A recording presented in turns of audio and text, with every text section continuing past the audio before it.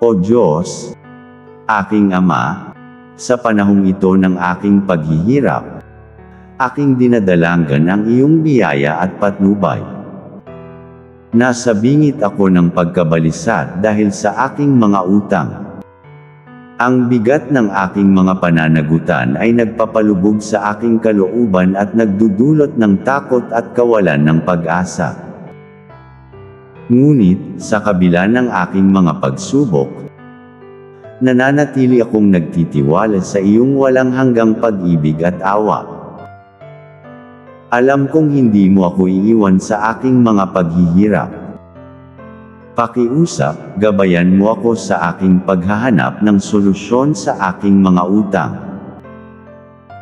Bigyan mo ako ng karunungan upang mapanatili ang aking pananalapi at magkaroon ng disiplina sa paggastos. Patawarin mo ako sa aking mga pagkakamali at tulungan mo akong matuto mula sa aking mga karanasan.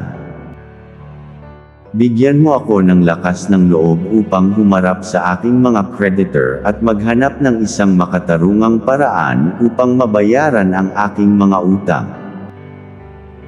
O Diyos, aking Ama, sa iyong walang hanggang awa, aking dinadalangan na bigyan mo ako ng karunungan at lakas upang malampasan ang aking mga utang.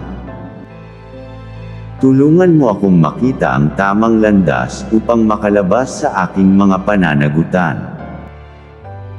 Bigyan mo ako ng kakayahan upang mamahala ng aking mga pananalapi at magkaroon ng disiplina sa paggastos. O Diyos, aking tagapagligtas, sa iyong biyaya, aking dinadalangan na bigyan mo ako ng kapayapaan ng isip sa gitna ng aking mga pagsubok.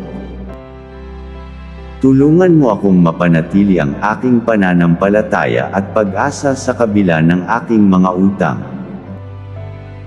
Ipagkaloob mo sa akin ang lakas ng loob upang humingi ng tulong sa aking mga mahal sa buhay at sa mga taong makakatulong sa akin.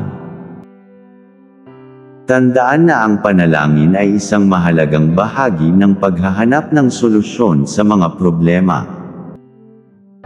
Ngunit, mahalaga rin na kumilos at gumawa ng mga hakbang upang mapagtagumpayan ang mga utang.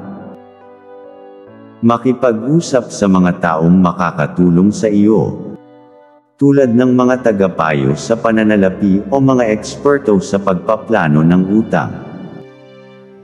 Sa iyong pangalan, aking ipinagkakatiwala ang aking kinabukasan. Amen.